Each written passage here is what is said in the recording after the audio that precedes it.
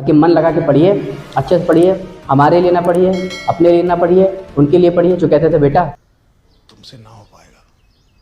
ठीक है, तो उनके लिए पढ़िए। बाकी इन लोगों पे थोड़ा सा ध्यान कम दीजिएगा क्योंकि ऐसे ऐसे छुछुंदर लोग रास्ते में मिला करते हैं। ठीक, सो नमस्कार देवियों और सज्जनों, छात्र और छात्राओं, कैसे हो बालकों? फर्स्ट क्लास है ना? अरे कैसे ही होगे ना, कैसे ही होगे। जिनके एग्जाम सर पे है, टेंशन घर पे है, रिश्तेदार मरते हैं जब रिजल्ट्स निकलते हैं। क्या बात है सर, क्या बात है सर, क्या बात है, ये बात है। आज हम लोग important topics class 10th maths के बारे में समझते हैं। इस वीडियो में मैं 5 इंपॉर्टेंट टॉपिक्स या यूँ कहें 5 इंपॉर्टेंट चैप्टर्स के बारे में बताऊंगा, जिनको लगा डाला तो लाइफ झिंगा लाला, नहीं 10th झिंगा लाला। ठीक है, लाइफ में भी इंटीग्रेशन लगाना बाकी है। तो ये 5 बुड़बक कौन कौन से हैं समझते हैं।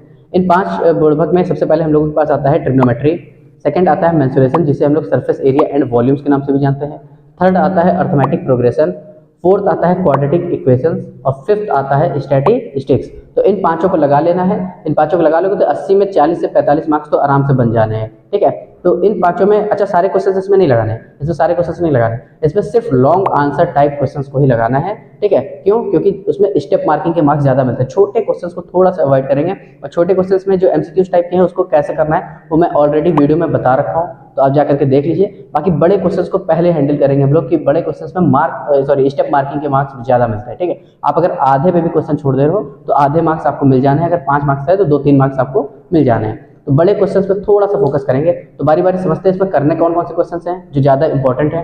सबसे पहले आपका हम लोग लेते हैं ट्रिग्नोमेट्री।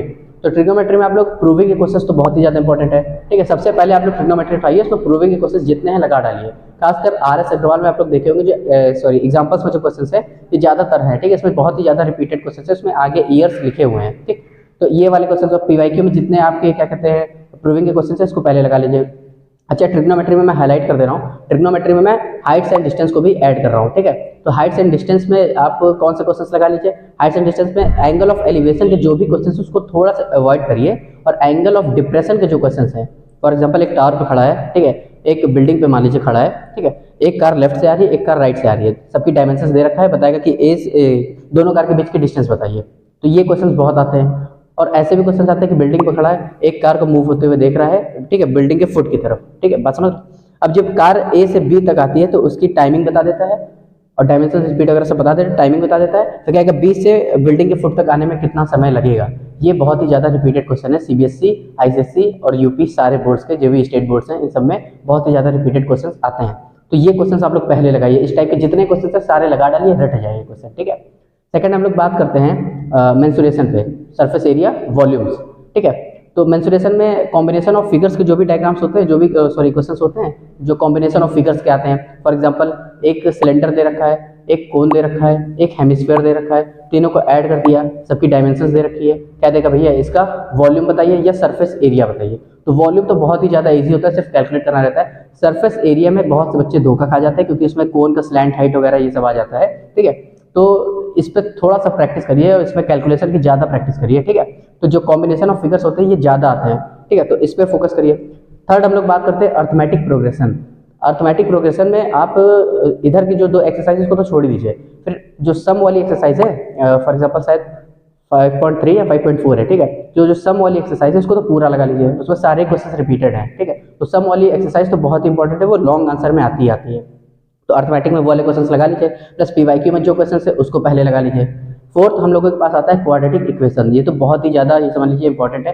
क्वाड्रेटिक इक्वेशंस में एक क्वेश्चन ऐसे होते हैं जो श्रीधराचार्य फॉर्मूला बेस्ड क्वेश्चंस होते हैं। ठीक है, जिसमें सिर्फ कैलकुलेशन आप लोगों की चेक की जाती है। तो वो क्वेश्चंस पे जितना प्रैक्टिस हो सके उतनी प्रैक्टिस कर लीजिए। और सेकंड जो आता है क्वाड्रेटिक इक्वेशन में वो वर्ड्स प्रॉब्लम के क्वेश्चंस आते हैं। वर्ड्स प्रॉब्लम फॉर एग्जाम्पल एक आप लोगों की NCERT में ही क्वेश्चन है, 2 टैप दे रखा है, एक बड़ा टैप है, एक छोटा टैप है, दोनों साथ में खोल दिया गया, सबकी डायमेंशन डायमीटर अलग अलग है, दोनों को साथ में खोल दिया गया। तो एक टैंक को भरने में कुछ टाइम दे देता है, इतने देर में भरता है। तो कहेगा कि अगर एक एक टैप खोले तो बताइए कितना समय लेगा, सिंगल टैप खुला हो तो टैंक को भरने में कितना समय लेगा। ये क्वेश्चन बहुत ही ज़्यादा रिपीटेड है। ठीक है, प्लस एक एरोप्लेन वाला क्वेश्चन होता है जिसकी स्पीड वगैरह दे रखा होता है। तो ऐसे क्वेश्चंस जो भी हैं ये बहुत कर लीजिए। और जो बोट वाले क्वेश्चंस होते हैं अप स्ट्रीम डाउन स्ट्रीम, ठीक है, तो ये क्वेश्चंस पे थोड़ा सा फोकस करिए। वर्ड्स प्रॉब्लम के क्वेश्चन पे, इक्वेशन कैसे बनती है इस पर थोड़ा सा फोकस करिए। ठीक है, और जो फिफ्थ आता है हम लोग के पास सबसे इंपॉर्टेंट वो होता है स्टैटिस्टिक्स। स्टैटिस्टिक्स में आपको सारे नहीं लगाने हैं, आपके वो वाले क्वेश्चंस देखें जो मीडियन वाली एक्सरसाइज में जाइए, तो मीडियन आपको गिवन रहता है, कोई एक मिसिंग फ्रीक्वेंसी रहती है, उसको एक्स और वाई लिख करके उसकी वैल्यू पूछता है। तो ये क्वेश्चंस बहुत ही ज़्यादा रिपीटेड होते हैं। प्लस मोड वाली एक्सरसाइज में जो बिलो और एबव वाले क्वेश्चंस होते हैं, ठीक है, ये बहुत रिपीटेड होते हैं। तो इनको आप लोग अच्छे से लगा लीजिए, जहाँ जहाँ से मिले, PYQ हो गया, RS अग्रवाल हो गया या NCERT हो गया, सब में लगा लीजिए। और एक क्वेश्चन और स्टैटिस्टिक्स में आता है, वो आपका है कॉन्टिन्यूस फॉर्म में जो आपका क्लास इंटरवल नहीं दिया रहता है उसको, ठीक है, क्लास इंटरवल जो आपका होता है कॉन्टिन्यूस फॉर्म में नहीं होता है, तो उनको आपको पहले से बनाना रहता है। क्वेश्चन सॉल्व करने से पहले ही आपको जो भी क्लास इंटरवल है उसको कॉन्टिन्यूस फॉर्म में बनाना रहता है। तो ये क्वेश्चंस पे थोड़ा सा फोकस कर लीजिए, बाकी इन पांचों को अच्छे से लगा लीजिए, जितना हो सके उतनी प्रैक्टिस इसकी कर लीजिए। 40 से 45, 50, ये भी मैं 80 में बता रहा हूँ, आराम से बन जाने हैं, ठीक है। बाकी मन लगा के पढ़िए, अच्छे से पढ़िए, हमारे लिए ना पढ़िए, अपने लिए ना पढ़िए, उनके लिए पढ़िए जो कहते थे बेटा तुमसे ना हो पाएगा, ठीक है, तो उनके लिए पढ़िए। बाकी इन लोगों पे थोड़ा सा ध्यान कम दीजिएगा, क्योंकि ऐसे ऐसे छछुंदर लोग रास्ते में मिला करते हैं, ठीक है। तो मिलते हैं अगली वीडियो में, कुछ साइंस के बारे में भी बात करेंगे कि साइंस में ऐसे कौन से टॉपिक्स है जो पहले पढ़ने चाहिए, जो बहुत ही ज़्यादा इंपॉर्टेंट है, ठीक है। तो मिलते हैं।